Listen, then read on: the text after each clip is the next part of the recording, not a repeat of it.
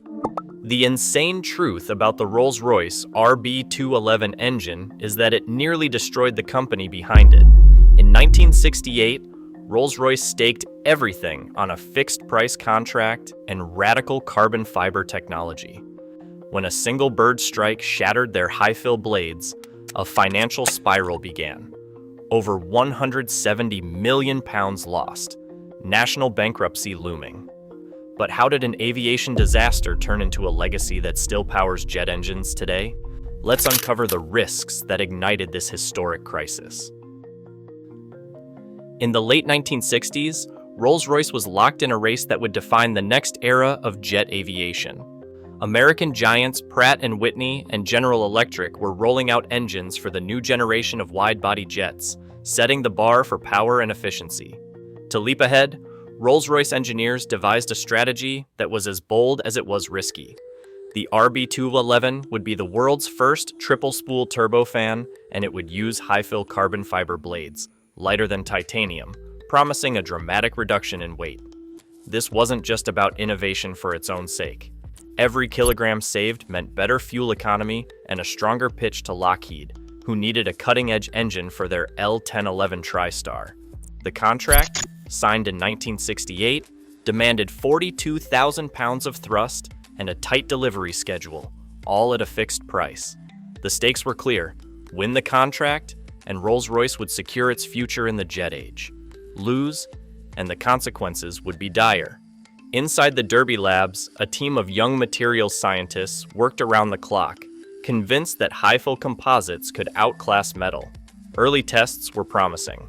High-fill blades showed impressive static strength and weighed far less than their titanium counterparts. The triple-spool architecture, 3 concentric shafts spinning at different speeds, offered efficiency gains that no rival could match. In April 1969, the first RB211 prototype ran on the test bench, delivering the numbers the company needed. Engineers and executives alike celebrated what looked like the dawn of a new era. At that moment, the RB211 seemed unstoppable, a machine that would outpace the competition and put British engineering back on top. The optimism wasn't just technical. Winning the Lockheed contract meant beating out American rivals on their home turf, proving that British design could set the standard for the world. Management believed the RB211 would not only power the TriStar, but become the foundation for a whole family of engines, opening doors to the Boeing 747, 757, and beyond. The promise of high-fill was woven into every sales pitch and boardroom projection. Weight savings, efficiency, and advanced design. These were the pillars on which Rolls-Royce staked its reputation and financial future. As the first engines rolled off the line, the sense of possibility inside the company was electric. But beneath the excitement, the risk was mounting. The technology was unproven at this scale, and every decision carried consequences that would soon become impossible to ignore. The ink on the Lockheed contract had barely dried when reality crashed into the boardroom. Rolls-Royce had promised to deliver the RB211 at a fixed price, guaranteeing 42,000 pounds of thrust by September 1971.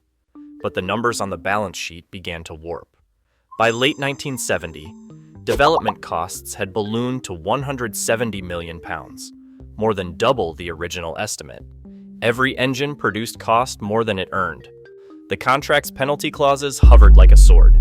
Any delay or underperformance meant liquidated damages, with Lockheed's negotiators pressing hard for every missed milestone. Inside the Derby test cells, the optimism surrounding high-fill carbon fiber blades shattered in an instant. In May 1970, during a critical bird strike certification, a chicken carcass fired into the spinning fan tore the high-fill blades apart. Fragments ricocheted through the casing. Engineers watched, stunned, as their flagship technology failed the one test it could not afford to lose. Forensic analysis found cracks at the leading edge, resin delamination, and zero hope of meeting regulatory safety standards.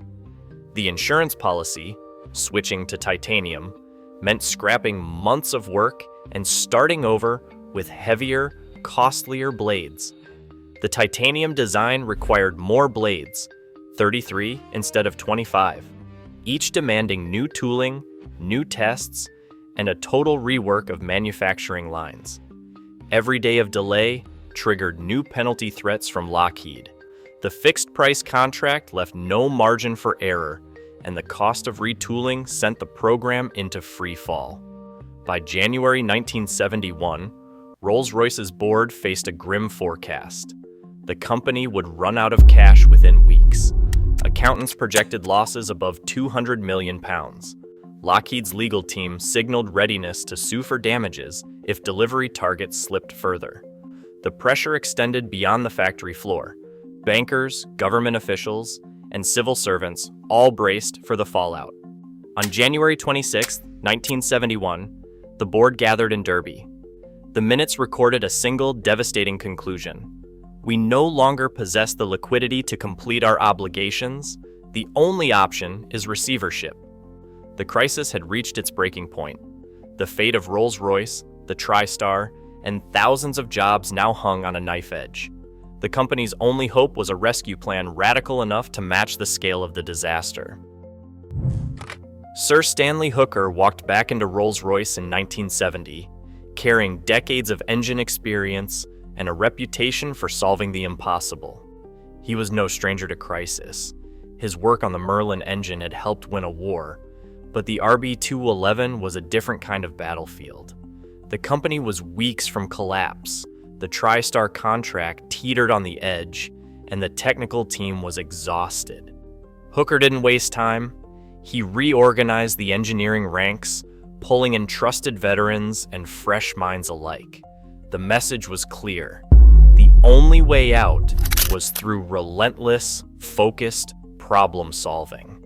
The first order of business was the fan blade disaster. Hooker made the call to abandon the high-fill carbon fiber blades entirely. Titanium was heavier, but it could survive a bird strike and pass certification. The new design required 33 titanium blades, each machined to tight tolerances and tested under punishing conditions. Manufacturing lines were retooled overnight, and containment rings were reinforced to handle the increased mass and energy. The pace was relentless. Engineers working double shifts, test rigs running around the clock. Every setback met with a new solution. Shop floor morale began to change. Philip Ruffles, who would later lead the Trent engine program, remembered Hooker as the calm in the storm keeping us working towards a solution.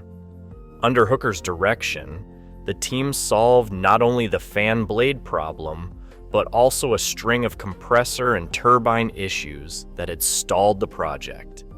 The RB211's technical foundation was rebuilt in a matter of months.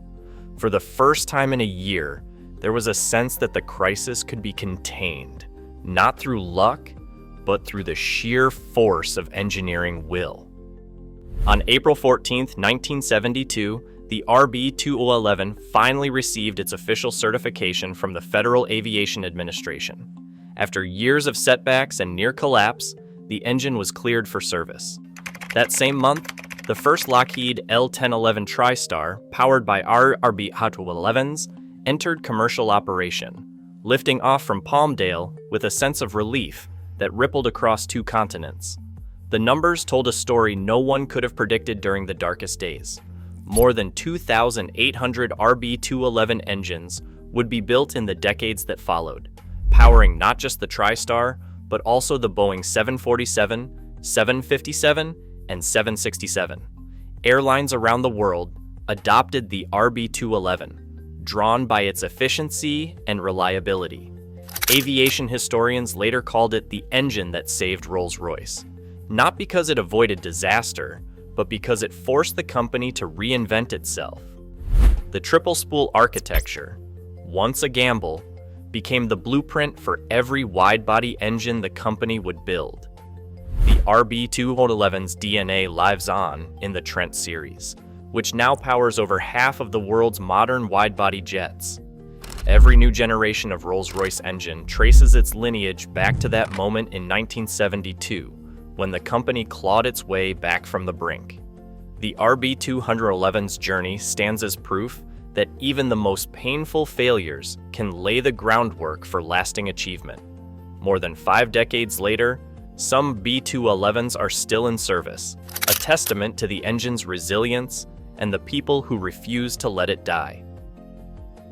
By 1972, the RB211 had achieved certification, with more than 2,800 engines ultimately produced and powering landmark aircraft like the Boeing 747, 757, and 767.